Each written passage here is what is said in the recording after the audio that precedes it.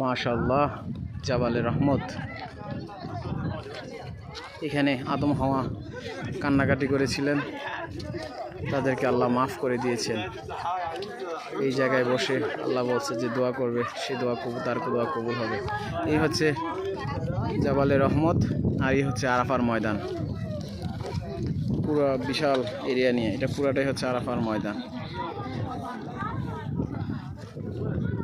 মাশাআল্লাহ, আরাফার ময়দান আল্লাহ সুযোগ করে দিয়েছেন আসার জন্য। আলহামদুলিল্লাহ, আলহামদুলিল্লাহ, আলহামদুলিল্লাহ, আলহামদুলিল্লাহ, আলহামদুলিল্লাহ।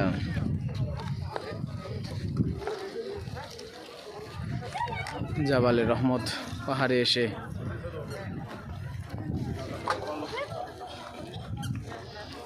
সবাই সবার জন্য দোয়া করছে, তাদের পরিবারের জন্য দোয়া করছে।